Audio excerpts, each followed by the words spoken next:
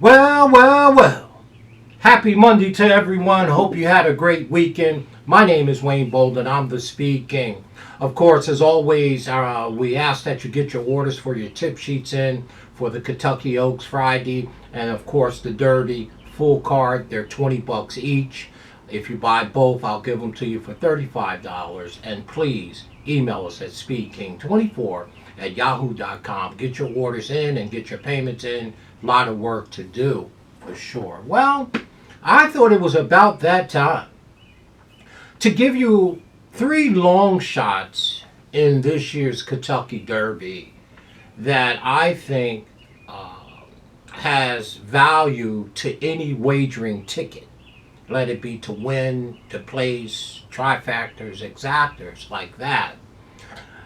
What do I consider a long shot? Well, in this case, in the 20-horse field, anything 20 to 1 and above. And my definition of a long shot is a horse that his chances on winning, or her chances on winning, either or, is longer or shorter than their odds. In other words, their odds are longer than their chances on winning the race. So the 3 that I've picked out here are near and dear to my heart. They may not be my top pick come when I do my final video on who's my Derby pick, but they sure deserve to be taken serious and taken a big look at. As I put the puzzle together, the field is taking shape. We're putting the puzzle together. So I'm going to give you our top 3 long shots that deserves a look at and deserves an opportunity to be on any wager, as far as I'm concerned. And the first one is the old East Avenue. There he goes with that East Avenue horse. Well, let's take a look at East Avenue.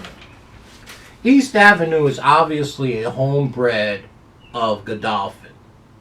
That boy's Godolphin crazy. That I am. Homebred by Godolphin. But, again, not being a homer here.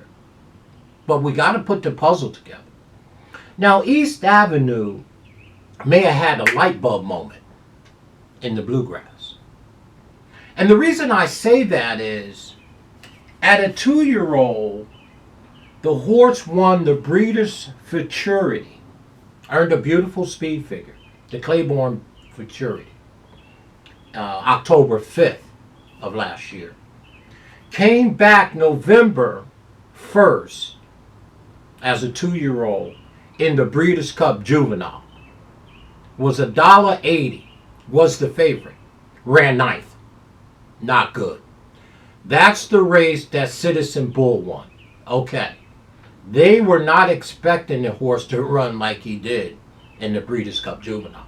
So they turned him out, East Avenue, they turned him out in November. Came back as a 3-year-old for his first start,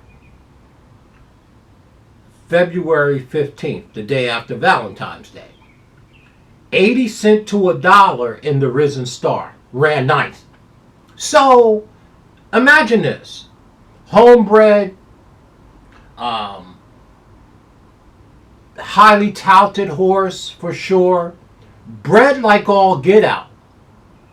The sire is Medagliadora, who was trained by Bobby Franco.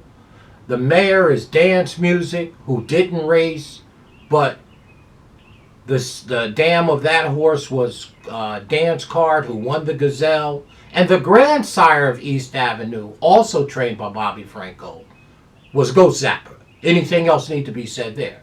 So, this horse bloodline does not say, after you win the Breeders' Cup Futurity as a 2-year-old, you're the favorite in the juvenile race, you run 9th. You come back as a 3-year-old, your first start in the Risen Star, and run 10th. So now we got an issue in this horse's 4th start. Well, in the 5th start on April 8th at Keeneland, go back and watch my video, 5 to 1, I picked a horse to win the Bluegrass. Ran his eyeballs out. That may have been the light bulb moment that we were looking for in the Breeders' Cup Juvenile, where he ran 9th. and in the Risen Star as his first 3-year-old start and ran 10th.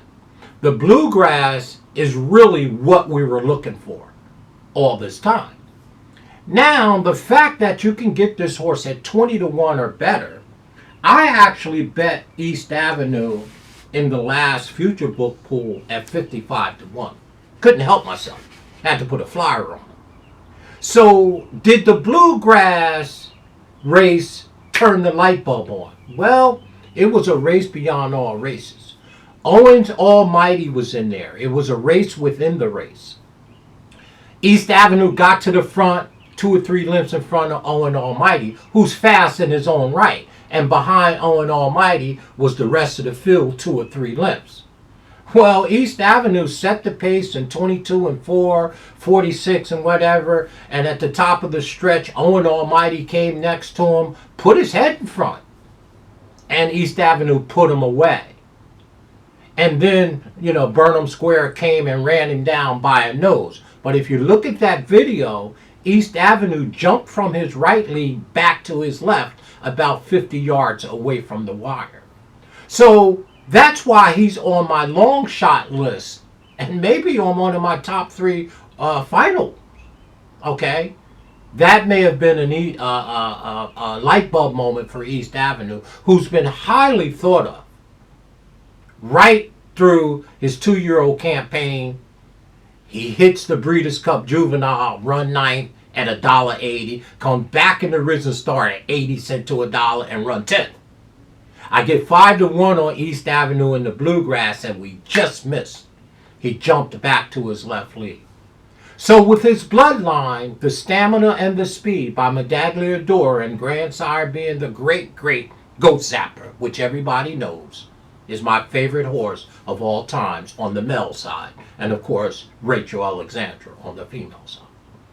It is astonishing you can get a horse of this quality in the future book at 55-1, but at the Derby 20 or 25-1.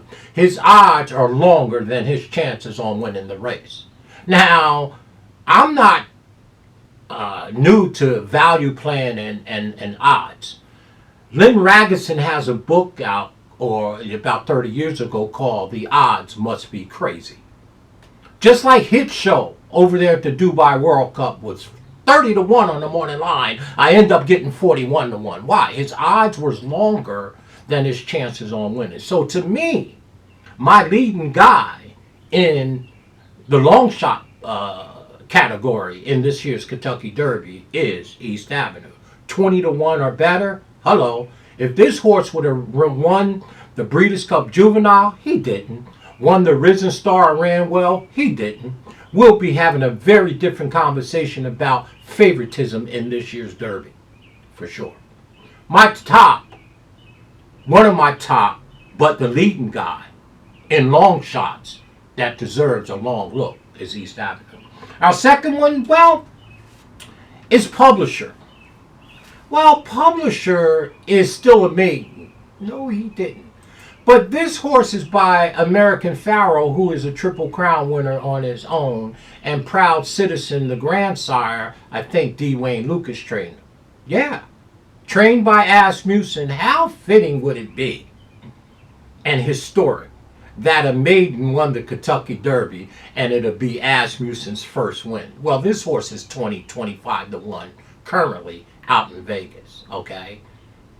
Just say this horse deserves to be in any exotic wagering that offers the value. Has stamina, by a Triple Crown winner, and will be making up a ton of ground down the lane. And Flavian Pratt looks like he's going to ride this one.